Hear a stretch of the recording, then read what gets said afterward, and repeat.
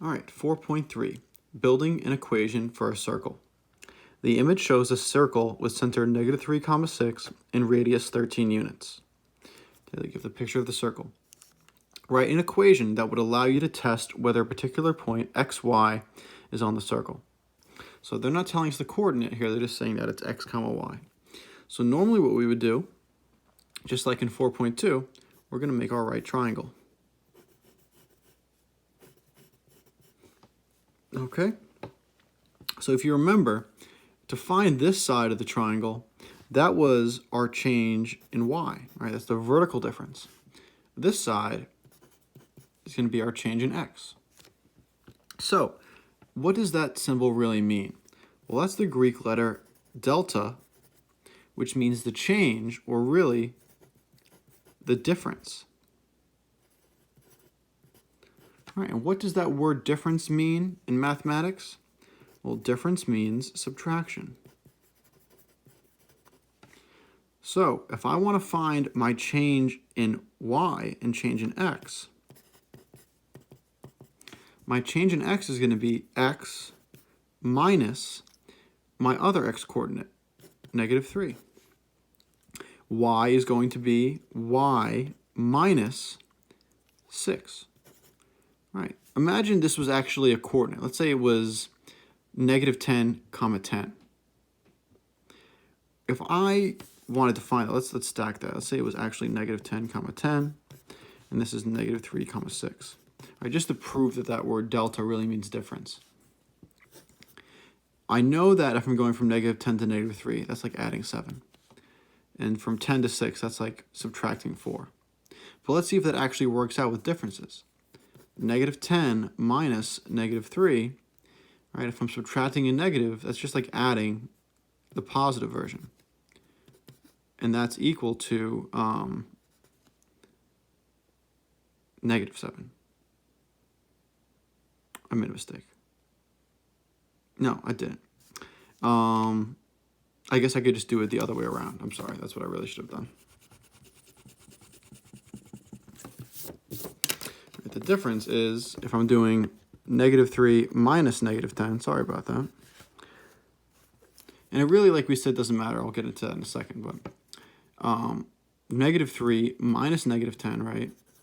Negative of a negative is just +10. And there we get +7.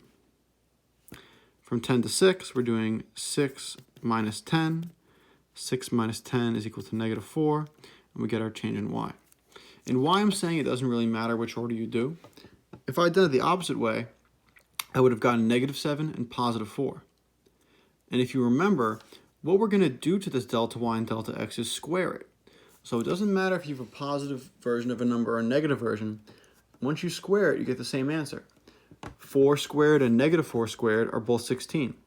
10 squared and -10 squared are both 100. When you're multiplying a number by itself, it doesn't matter if it's positive or negative. Your result will always be positive.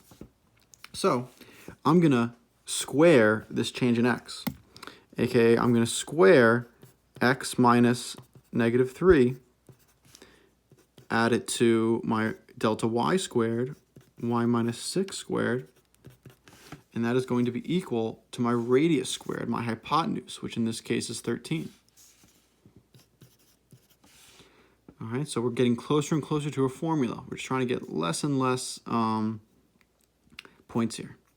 So use your equation to test whether 9, 1 is on the circle. So I'm going to do the same thing. Or I'm just going to plug these numbers in. I'm going to plug in 9 for x. So 9 minus -3 squared plus 1 minus 6, right? 1 is my y.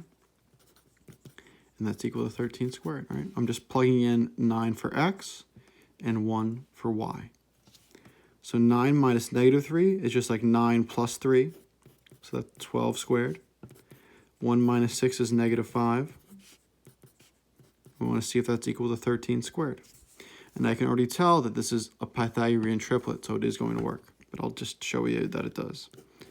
144 plus 25 is equal to, I believe 13 squared is 169.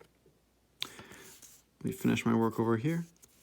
144 plus 25 equals 169. So it does work. Our equation worked. So suppose we have a circle now with center h comma k and radius r. Write an equation that would allow you to test whether a point xy is on the circle. So I'm going to copy down my equation that we made up. Well, I made up, but hopefully we would have done it together had we been in class. I think we would have.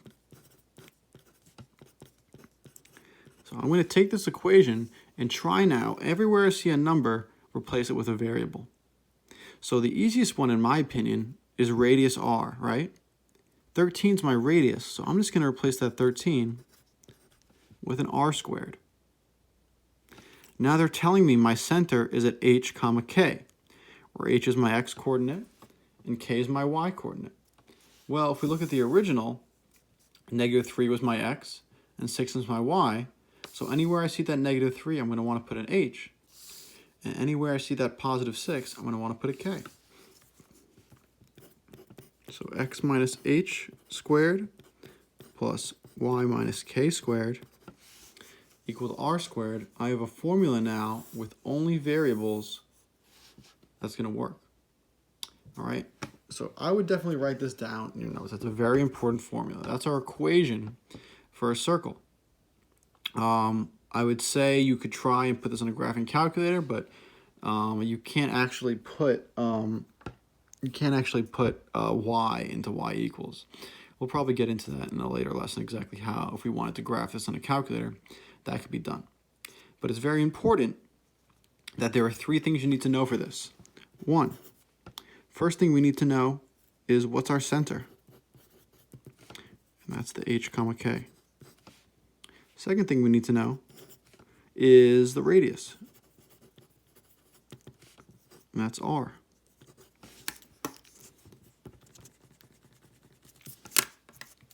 Third thing we need to know is just any coordinate on the circumference. Right, that's x comma y. If we know these 3 things, we can write the equation for any circle. All right, that's it. Hope you enjoy the rest of your day.